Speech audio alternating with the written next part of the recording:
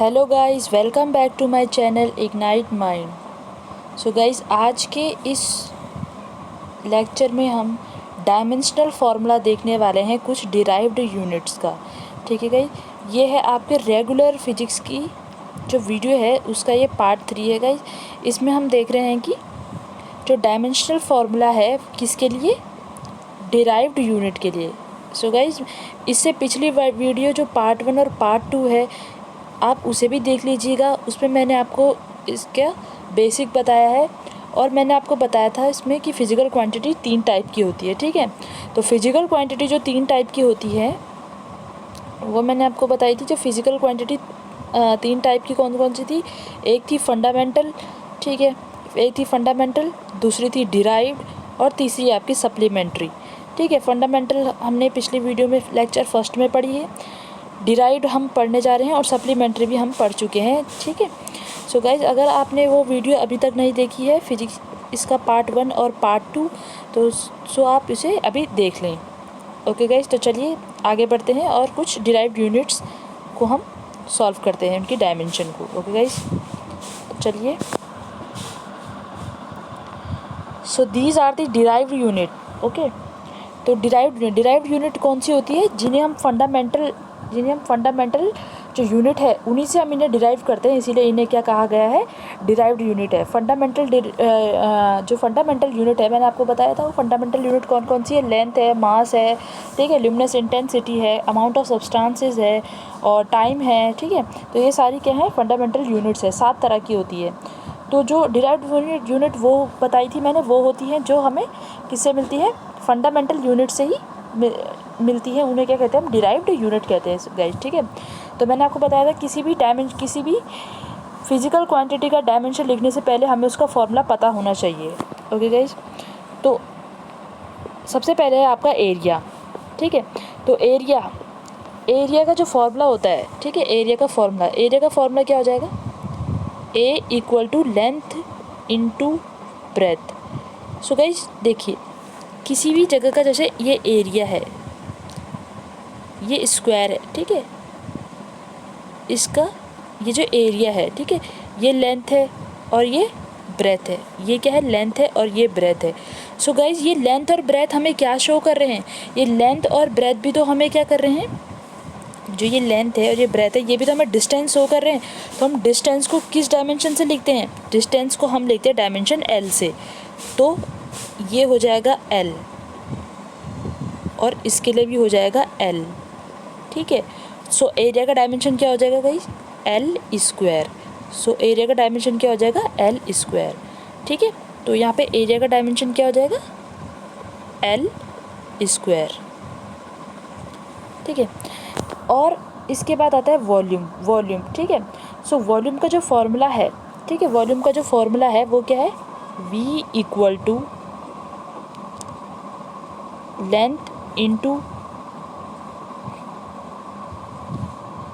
Breath into height. ठीक है, यहाँ पे लेंथ ये भी डिस्टेंस को शो कर रहा है, ब्रेथ भी मैंने आपको बताया ये भी डिस्टेंस को शो कर रहा है, और हाइट भी। तो ये क्या हो जाएगा, ये इनको हम कैसे लिखेंगे, ट्रिपल एल। तो इसका जो डायमेंशन हो जाएगा वॉल्यूम का वो क्या आएगा, एल क्यूब। गाइस, मैंने आपको बताया था कि इन्हें स्क्वायर ब्रैकेट में लिखते हैं। ठीक है, अब आता है डेंसिटी का जो डायमेंशन है ये इम्पॉर्टेंट है, इसे कैसे करेंगे। सो डेंसिटी का जो फॉर्मूला होता है, डेंसिटी का फॉर्मूला क्या होता है, डेंसिटी का फॉर्मूला यहाँ लिख लेती हूँ मैं। डेंसिटी का फॉर्मूला होता है मास पर वॉल्यूम। ठीक है, ये कौन सी डेंसिटी है गाइस, अगर कोई भी डेंसिटी मेंशन ना की गई हो तो वो डेंसिटी लीनियर होती है। ठीक है, सो हाँ, तो ये डेंसिटी है, तो ये क्या है, मास पर वॉल्यूम डेंसिटी है। ठीक है, सो यहाँ पे m क्या हो जाएगा, m है यहाँ पे m, और वॉल्यूम का जो अभी मैंने आपको बताया डायमेंशन क्या है, एल क्यूब। एल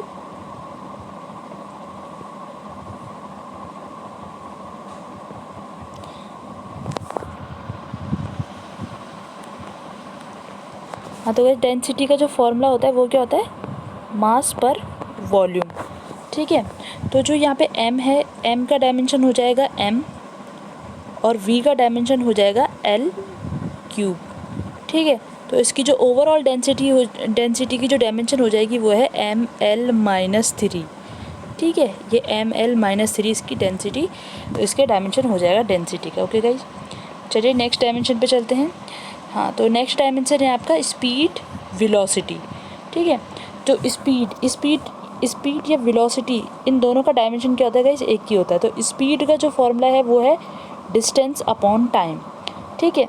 तो डिस्टेंस को भी हम एल से मेज़र करेंगे और टाइम को हम किससे मेज़र करते हैं? टी से। तो इसके जो ओवरऑल डायमेंशन हो जाएगी वो कितनी हो जाएगी? LT-1, ठीक है। ये टी ऊपर जाएगा तो ये T-1 बन जाएगा। तो ये क्या है? LT-1 स्पीड और वेलोसिटी की डायमेंशन, जो कि एक ही होती है, ठीक है। फिर आता है एसेलरेशन। एसेलरेशन का जो फॉर्मूला है, एसेलरेशन को हम ए से डिनोट करते हैं, ठीक है। तो एसेलरेशन को हम ए से डिनोट करते हैं, तो इसका फॉर्मूला होता है v/t। यहाँ पे v क्या है? वेलोसिटी, स्पीड, जो मैंने आपको अभी बताया, और t यहाँ पे क्या है? टाइम है। तो जो वेलोसिटी का अभी मैंने डायमेंशन बताया वो क्या है? LT-1, और यहाँ पे जो t है ये क्या है? टाइम। तो ये t, तो ये t जब ऊपर चला जाएगा, ठीक है, तो ये +1 हो जाएगा। तो एसेलरेशन का जो ओवरऑल डायमेंशन हो जाएगा वो है LT-2, ठीक है। सो गाइज, मैंने आपको 4 तरह की ये डिराइव्ड क्वांटिटी बता दी है, ठीक है। नेक्स्ट डायमेंशन पे चलते हैं। नेक्स्ट डायमेंशन है फोर्स, ठीक है। मैं आपको बेसिक बता रही हूँ इसमें, ठीक है। अगर आपको टिपिकल टाइप या प्रैक्टिस करनी है तो आप और भी वीडियो देख सकते हैं मेरी, उसमें आपको टिपिकल टाइप के डायमेंशंस मिल जाएंगे। ओके, तो चलिए फोर्स जो फोर्स है आपकी, फोर्स का फॉर्मूला क्या होता है? F=ma।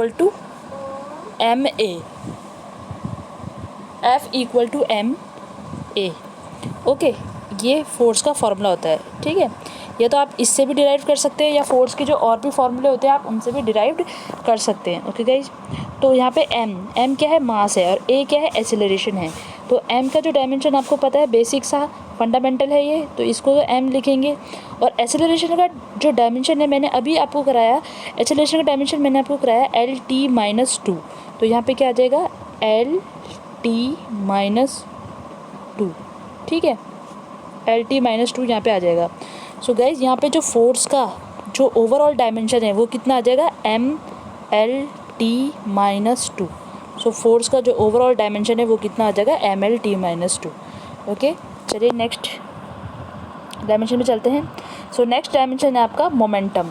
सो गाइज, मोमेंटम भी 2 टाइप का होता है, एक एंगुलर मोमेंटम और एक होता है लीनियर मोमेंटम। ओके, जब तक आपको दिया ना गया हो कि कौन सा मोमेंटम है, तो तब तक आप लीनियर मोमेंटम ही मानेंगे। जब तक आपको सिर्फ मोमेंटम लिखा होगा तो आप इसे सिर्फ लीनियर मोमेंटम मानेंगे। ये क्या है? Linear momentum.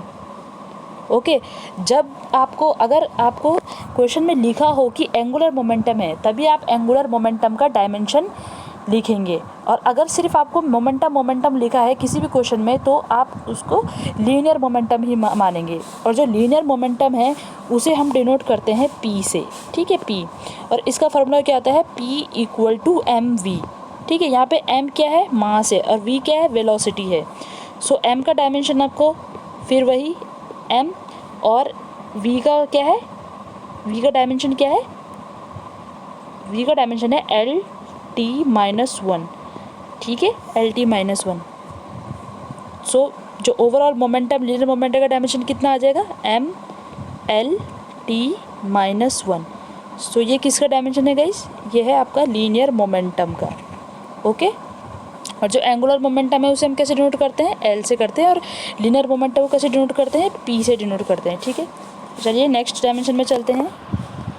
हाँ, तो नेक्स्ट डायमेंशन है आपका इम्पल्स, ठीक है। इम्पल्स का डायमेंशन, इम्पल्स को कैसे हम डिनोट करते हैं? इम्पल्स को हम I से डिनोट करते हैं गाइस, ठीक है, I से। सो जो इम्पल्स का फॉर्मूला होता है, ये आप न्यूटन जो लॉ ऑफ मोशन है आप उसमें पढ़ेंगे इम्पल्स का फॉर्मूला। तो ये होता है आपका F×t, ठीक है। यहाँ पे F है आपका फोर्स और T है आपका टाइम। सो अभी मैंने आपको फोर्स का जो डायमेंशन बताया वो क्या है? MLT-2। MLT-2 is a dimension of impulse, sorry force, ठीक है। और यहाँ पे जो T है वो क्या है? टाइम है। तो टाइम का जो डायमेंशन है वो क्या आ जाएगा? T आएगा, ठीक है। तो जो इम्पल्स का जो ओवरऑल डायमेंशन आ जाएगा वो कितना होगा? यहाँ पे -2 है, यहाँ पे 1 है, ठीक है। जब कुछ नहीं होता तो पावर 1 मानते हैं हम, तो 2 में से 1 काटे तो 1 ही होगा। तो इसका आंसर आ जाएगा आपका Ml2T-1, ठीक है। Ml-T-1 is the dimension for impulse. Okay guys, चलिए नेक्स्ट डायमेंशन पे चलते हैं। Next dimension is pressure. Pressure क्या है, ठीक है। प्रेशर को हम P से डिनोट कर रहे हैं। जो प्रेशर का फॉर्मूला होता है वो है force upon area. Okay guys, pressure का फॉर्मूला होता है आपको फोर्स अपॉन एरिया। यहाँ पे जो फोर्स का डायमेंशन आपको पता है, फोर्स का डायमेंशन क्या है, फोर्स का डायमेंशन है MLT-2, और यहाँ पे जो एरिया है उसका कितना होता है L², मैंने अभी आपको बताया। तो जो इसकी ओवरऑल डायमेंशन क्या हो जाएगी, L से L कैंसिल हो जाएगा यहाँ पे। तो जो P की जो डायमेंशन हो जाएगी वो क्या हो जाएगी, ML-1T-2।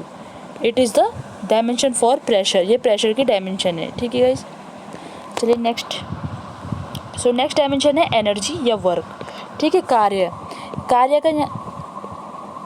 ठीक है, वर्क यानी कि कार्य। तो इसका जो डायमेंशन क्या होगा, आपको एनर्जी या फिर वर्क का किसी का ही फार्मूला लगाना है, आपको एक ही डायमेंशन मिल जाएगा। सो एनर्जी का आप कुछ भी फार्मूला लगा सकते हैं, ठीक है। जैसे कि E=mc², ठीक है। ये किसकी इक्वेशन है, ये आइंस्टाइन की इक्वेशन है, ठीक है। और वर्क अगर लगाना है आपको, तो वर्क का फार्मूला क्या होता है, जैसे वर्क का होता है F×S, ठीक है, फोर्स इंटू लेंथ, ठीक है। तो ये वर्क आप इन दोनों में से किसी से भी इनका डायमेंशन निकाल सकते हैं। सो गाइस, मैं तो एनर्जी से निकालूंगी वर्क और एनर्जी का डायमेंशन। सो E=m क्या है, यहाँ पे मास है m, और यहाँ पे जो ये c है, ये क्या है, c क्या डिनोट कर रहा है, ये कर रहा है आपकी लाइट, उसको स्पीड ऑफ लाइट को, ठीक है। तो स्पीड है, अब आपको ये नहीं देखना कि स्पीड ऑफ लाइट अलग ही होगी, जबकि स्पीड बोला है, ठीक है। c मतलब यहाँ पे स्पीड है, स्पीड बोला है तो मतलब स्पीड का ही डायमेंशन लिखेंगे। आप लाइट से कंफ्यूज मत होइएगा। यहाँ पे क्या है, c का मतलब है स्पीड ऑफ लाइट, ठीक है। तो यहाँ पे स्पीड का जो डायमेंशन है वो कितना होता है, L-T-1 होता है ना। तो ये कितना जो स्क्वायर हो जाएगा इसका। सो E=, ये यहाँ ये जो इसकी पावर है ये यहाँ भी मल्टीप्लाई होगी और यहाँ भी मल्टीप्लाई होगी। तो ओवरऑल एनर्जी का जो फॉर्मूला आ जाएगा वो क्या होगा, ML2T-2। तो जो एनर्जी का फॉर्मूला जो ओवरऑल आ जाएगा वो है ML2T-2, ठीक है गाइस। ये वर्क एनर्जी का डायमेंशन है। सो गाइस, नेक्स्ट डायमेंशन में चलते हैं। नेक्स्ट डायमेंशन है आपकी पावर, ठीक है। पावर, तो पावर का जो फॉर्मूला है, ठीक है, पावर का फॉर्मूला आपने पढ़ा होगा शायद। तो पावर का फॉर्मूला क्या होता है, F equal to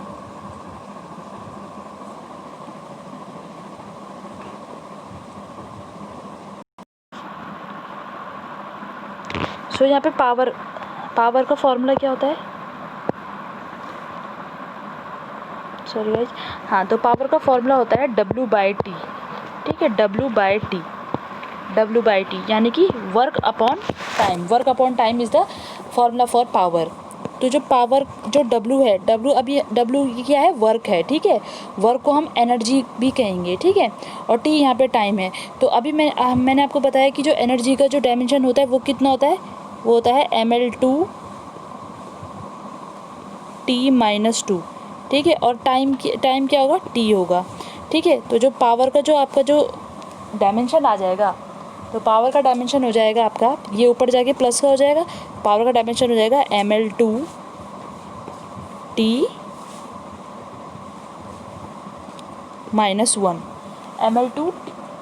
ML2T-1, okay guys. तो ये किसका आ गया, पावर का।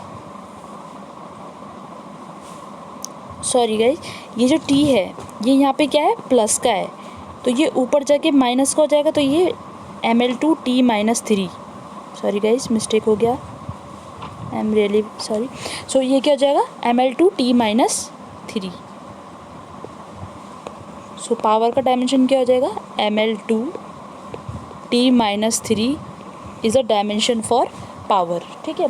इसका जो मैंने आपको बताया, इसका जो वो है, इसका जो फॉर्मूला है वो क्या है, W/T, इससे आप निकाल सकते हैं, ओके गाइस। तो चलिए नेक्स्ट डायमेंशन पे चलते हैं। नेक्स्ट डायमेंशन है coefficient of viscosity. So guys ये थोड़ा टिपिकल टाइप है, आप इस पर ज़्यादा ध्यान दीजिएगा, ठीक है, और आप इसे बाय हार्ट लर्न कर सकते हैं, ये भी आ सकता है एग्ज़ाम में, इम्पॉर्टेंट है, ठीक है। तो कोफिशिएंट ऑफ विस्कोसिटी को हम कैसे डिनोट करते हैं, देखिए, ठीक है। तो जो कोफिशिएंट ऑफ विस्कोसिटी है इसको हम डिनोट करते हैं F इक्वल टू N। ये N नहीं है वैसे, पर मैं ऐसे ही बोल रही हूँ, ये है कोफिशिएंट ऑफ विस्कोसिटी का साइन, ठीक है। तो ये क्या होता है, F equal to coefficient of viscosity into A dV by dx। So guys इसका ये टिपिकल फॉर्मूला है, ठीक है। आप इससे इसकी डायमेंशन निकाल सकते हैं, ठीक है। आप इससे इसकी क्या कर सकते हैं, डायमेंशन निकाल सकते हैं। सो गाइज चलिए इसे डिराइव करते हैं कोफिशिएंट ऑफ विस्कोसिटी को। सो कोफिशिएंट ऑफ विस्कोसिटी हम कैसे निकालेंगे, F R upon A V। यहाँ पे F क्या है गाइज, यहाँ पे F है आपका फोर्स, R है आपका रेडियस और A है आपका एरिया हो गया। और जो यहाँ पे V है, जो गाइज यहाँ पे V है, यहाँ पे जो ये है आपकी स्पीड, ओके गाइज, या फिर वेलोसिटी, ठीक है। तो जो F का जो फॉर्मूला है, F मतलब फोर्स, तो F का जो फॉर्मूला है वो क्या लिखेंगे हम, ml/t-2, और R यहाँ पे क्या डिस्टेंस है, तो इसका जो डायमेंशन है वो क्या होगा, L होगा, ठीक है।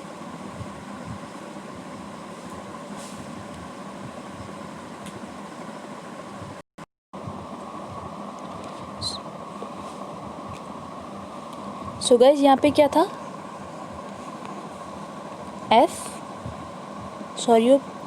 वो बैक हो गया था तो वो हट गया, तो कोई बात नहीं, हम दोबारा लिख लेते हैं। तो FR अपॉन AV। F क्या है यहाँ पे, फोर्स है, ठीक है। तो फोर्स का जो डायमेंशन होता है ml/t-2, और जो यहाँ पे R है वो क्या है, रेडियस है, ठीक है, या फिर डिस्टेंस, तो ये हो जाएगा L। और जो यहाँ पे A है वो है एरिया, तो एरिया का फॉर्मूला हो जाएगा L²। और जो यहाँ पे V है ये क्या है, वेलोसिटी या स्पीड है, तो LT-1। तो इस L² से ये दो L यहाँ पे कट जाएंगे, ठीक है, कैंसिल हो जाएंगे। तो क्या बचा यहाँ पे बचा M, ठीक है। ये L ऊपर जाएगा तो L-1, और ये ऊपर प्लस में जाएगा तो ये कितना हो जाएगा, T-1। सो गाइज ये कोफिशिएंट ऑफ विस्कोसिटी का क्या है, डायमेंशन है। सो गाइज आप इसे बाय हार्ट लर्न कर लीजिएगा, ये इम्पॉर्टेंट है, ठीक है। तो कोफिशिएंट ऑफ विस्कोसिटी का फॉर्मूला आप लर्न कर लीजिए, ठीक है, यहीं पे लर्न कर लीजिए। तो ये क्या है, कितना है, ml-1 और T-1। It is the dimension of the coefficient of viscosity, okay guys. चलिए गाइज अब हम देखते हैं यूनिवर्सल ग्रेविटेशनल फोर्स, ठीक है। यूनिवर्सल ग्रेविटेशनल फोर्स का जो फॉर्मूला होता है, ठीक है, वो क्या होता है, वो होता है आपका F equal to G m1 m2 upon R², ठीक है। यहाँ पे G क्या है, यहाँ पे G क्या है आपका, यहाँ पे जो G है ये है आपका ग्रेविटेशनल कांस्टेंट। गाइस आप लिखते भी जाइए, फिर ये बैक हो जाता है तो आप इसे साथ में कॉपी में लिखते भी जाइए। तो ये है आपका ग्रेविटेशनल कांस्टेंट, G क्या है, कैपिटल G है ग्रेविटेशनल कांस्टेंट, ठीक है। यहाँ पे जो m1 और m2 है ये है मास, ठीक है, और जो ये R है वो क्या है, रेडियस है, ठीक है।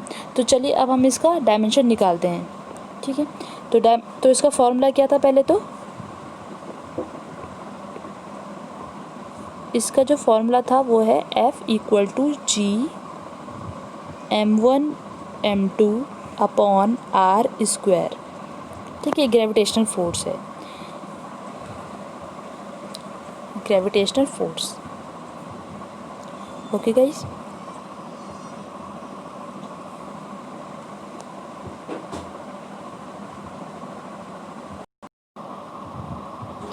ठीक है गाइस। तो ये क्या था, ग्रेविटेशनल फोर्स है।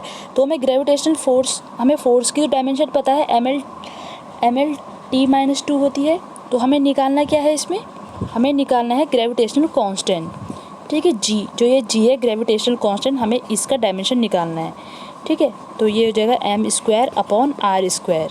तो जो g का डायमेंशन कैसे निकलेगा, ये r इधर चला जाएगा, तो f(r²/m²).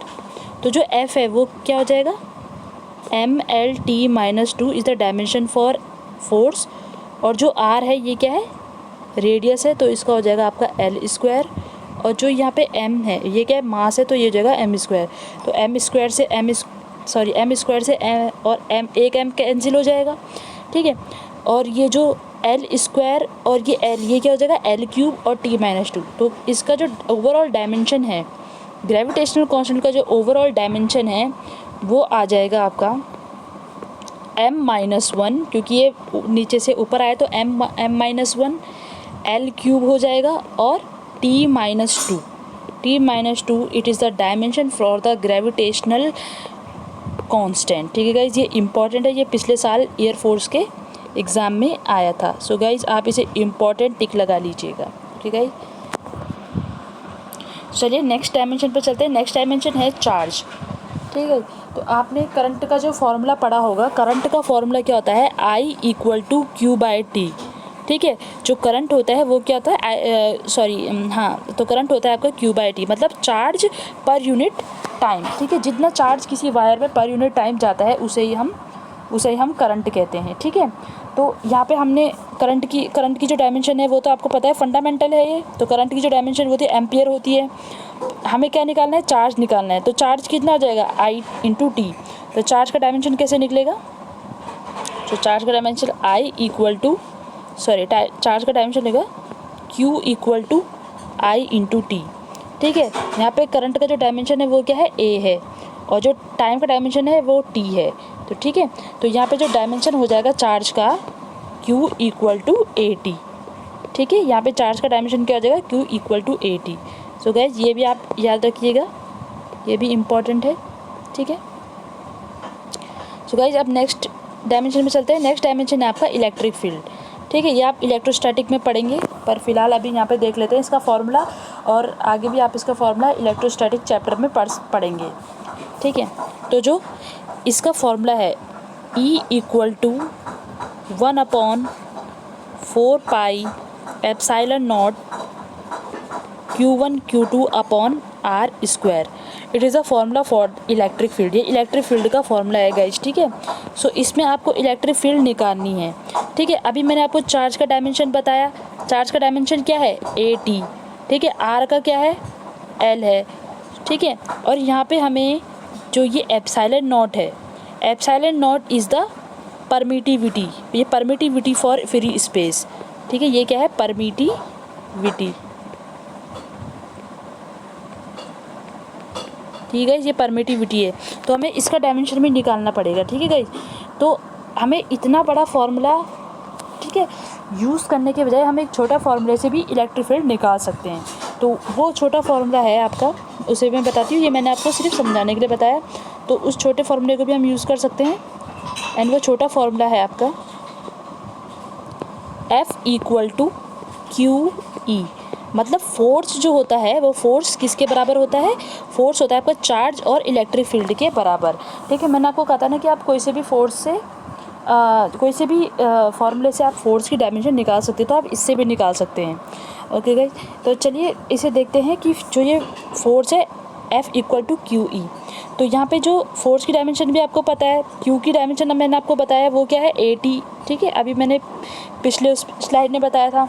तो हमें क्या निकालना है, इलेक्ट्रिक फील्ड का डायमेंशन निकालना है। तो इलेक्ट्रिक फील्ड का डायमेंशन क्या हो जाएगा, E=F/Q, E=F/Q, ठीक है। तो यहाँ पे जो फॉर्मूला हो जाएगा वो हो जाएगा E=F/Q, ठीक है। तो यहाँ पे जो F का जो डायमेंशन आ जाएगा वो क्या होगा, जो F का डायमेंशन होगा आपका ml(t-2), और Q का क्या है, AT, ठीक है।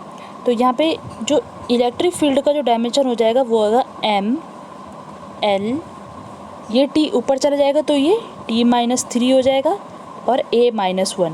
It is the dimension for the electric field guys, ठीक है। ये इलेक्ट्रिक फील्ड का डायमेंशन है ml, t-3, a-1 is the dimension for the electric field. So guys ये भी इंपॉर्टेंट है, इसे भी याद कर लीजिएगा। सो गाइस नेक्स्ट जो आपका डायमेंशन है वो है इलेक्ट्रिक पोटेंशियल, ठीक है। इलेक्ट्रिक पोटेंशियल में क्या करेंगे हम, इलेक्ट्रिक पोटेंशियल का पहले हम फॉर्मूला देखेंगे और फिर इसका डायमेंशन निकालेंगे, ठीक है। तो जो इलेक्ट्रिक पोटेंशियल है हम उसे किसे डिनोट करते हैं, V से हम उसे डिनोट करते हैं। सो जो इलेक्ट्रिक पोटेंशियल का जो फॉर्मूला है वो क्या होता है, V = W/Q। जो यहाँ पे W है गाइज वो है वर्क, ठीक है, या एनर्जी, और Q यहाँ पे चार्ज है, ठीक है। तो V = W का जो डायमेंशन होता है वर्क या एनर्जी का, मैंने अभी बताया आपको थोड़ी देर पहले, तो इसका जो डायमेंशन होता है वो होता है आपका ml/2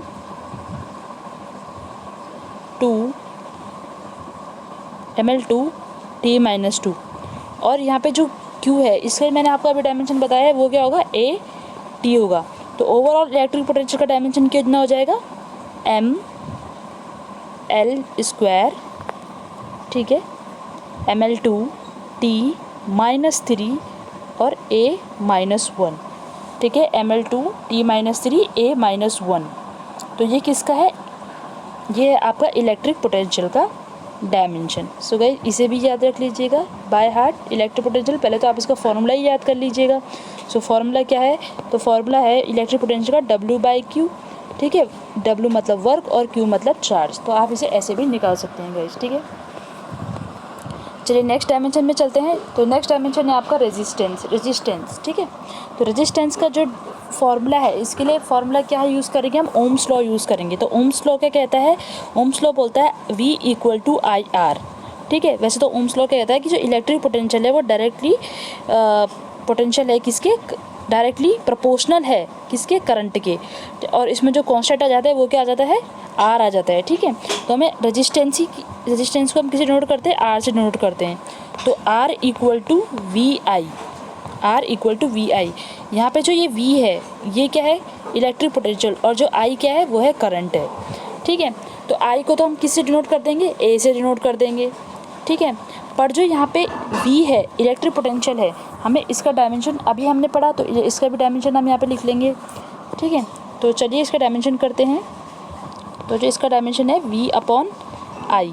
अभी हमने पोटेंशियल का जो डायमेंशन पढ़ा था इलेक्ट्रिक पोटेंशियल का, तो इलेक्ट्रिक पोटेंशियल का डायमेंशन है आपका ml2 t-3, ठीक है, a-1। It is the dimension for electric potential. जो यहाँ पे करंट का डायमेंशन क्या हो जाएगा, A हो जाएगा एम्पियर, ठीक है, ये हो जाएगा एम्पियर। इसे स्क्वायर ब्रैकेट में रखेंगे, ठीक है गाइस। तो जो ये अब इसका जो ओवरऑल क्या हो जाएगा डायमेंशन, तो वो हो जाएगा ml2 t-3 और a-2। तो ये ओवरऑल डायमेंशन किसका है गाइस, रेजिस्टेंस का डायमेंशन है। आप इसे भी ध्यान रखिएगा, ठीक है, इसकी बार बार प्रैक्टिस करिएगा। सो गाइस जो नेक्स्ट डायमेंशन है वो है आपका कैपेसिटेंस, ठीक है। सो कैपेसिटेंस का फॉर्मूला भी आप इलेक्ट्रोस्टैटिक में पढ़ेंगे, ये एक अलग से टॉपिक है और ये बहुत ही इंपॉर्टेंट टॉपिक है। ये एग्ज़ाम में आपको इसके क्वेश्चन मिल सकते हैं। सो कैपेसिटेंस का जो फॉर्मूला है पहले वो हम देख लेंगे, ठीक है, शॉर्ट फार्मूला। तो इसका जो फार्मूला है वो है C = Q/V, ठीक है, C = Q/V। जो यहाँ पे Q है ये क्या है, चार्ज है, और जो यहाँ पे V है वो क्या है, इलेक्ट्रिक पोटेंशियल है, ठीक है। ये V क्या है, इलेक्ट्रिक पोटेंशियल। सो गाइस इसका जो डायमेंशन है वो हम कैसे निकालेंगे देख लेते हैं एक बार। हमें दोनों की डायमेंशन पता है, हमने अभी देखी। तो जो यहाँ पे Q है, Q मतलब Q यहाँ पे क्या है, चार्ज है। तो चार्ज का जो डायमेंशन होता है वो है AT, सॉरी ये T नहीं होगा, ये V है, V, ठीक है। और पोटेंशियल, इलेक्ट्रिक पोटेंशियल का अभी हमने थोड़ी देर पहले डायमेंशन निकाला था इलेक्ट्रिक पोटेंशियल का, तो वो क्या है ml2 t-3 और a-1। It is the dimension for electric potential,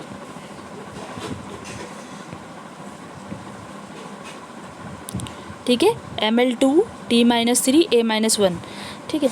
तो इसका जो ओवरऑल डायमेंशन हो जाएगा, अगर हम इसे पूरा ये सॉल्व करेंगे तो जो कैपेसिटेंस का जो डायमेंशन हो जाएगा वो होगा m-1 l-2 t⁴ और a⁴ तो it's a overall dimension for the capacitance. ठीक है गाइज, ये कैपेसिटेंस का जो क्या है डायमेंशन है। ठीक है गाइज, आप ये एक बार देख लीजिएगा और इसकी प्रैक्टिस कर लीजिएगा।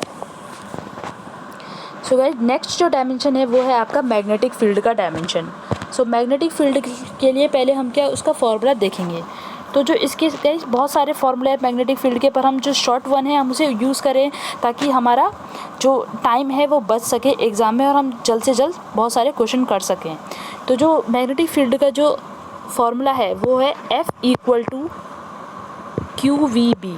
ठीक है, force equal to QVB, it is the formula for magnetic field. तो यहाँ पे F फोर्स है, Q चार्ज है, V पोटेंशियल है, इलेक्ट्रिक पोटेंशियल अभी हमने पढ़ा। और जो यहाँ सॉरी ये इलेक्ट्रिक पोटेंशियल नहीं है, ये है स्पीड। यहाँ पे जो V है वो है स्पीड, और B किसे डिनोट करते हैं, B को क्या बोलते हैं, मैग्नेटिक फील्ड। ठीक है, मैग्नेटिक फील्ड हम B से डिनोट करते हैं।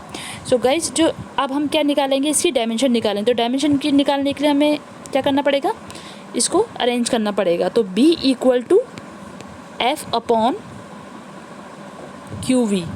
ठीक है, F/QV। तो फोर्स का डायमेंशन क्या होता है, फोर्स का डायमेंशन है आपका mL/T-2। Q यानी कि चार्ज का जो डायमेंशन है वो है AT। और जो यहाँ पे V है, V मैंने आपको बताया स्पीड है, तो स्पीड का डायमेंशन क्या होगा, LT-1। ठीक है, ये LT-1 ये किसका है, स्पीड का डायमेंशन है। तो जो मैग्नेटिक फील्ड की जो ओवरऑल डायमेंशन आ जाएगी वो कितना आ जाएगा, MT-2 और A-1। क्यों, क्योंकि यहाँ पे L से L ये कैंसिल हो गया, तो L जब कैंसिल हो गया तो बचा क्या, MT-2 A-1। ठीक है गाइस, ये मैग्नेटिक फील्ड की डायमेंशन है, इसे भी आप ध्यान रख लीजिएगा, इम्पॉर्टेंट है। सो गाइस अब देखते हैं परमेबिलिटी का फॉर्मूला। ठीक है, परमेबिलिटी क्या होता है। सो गाइस आपने मैग्नेटिक फील्ड में का जो फॉर्मूला मैंने आपको बताया, अभी क्या बताया, FQVB। एक तो आप मैग्नेटिक फील्ड इससे भी निकाल सकते हैं। जो दूसरा फॉर्मूला है मैग्नेटिक फील्ड निकालने का वो क्या है, B = 4π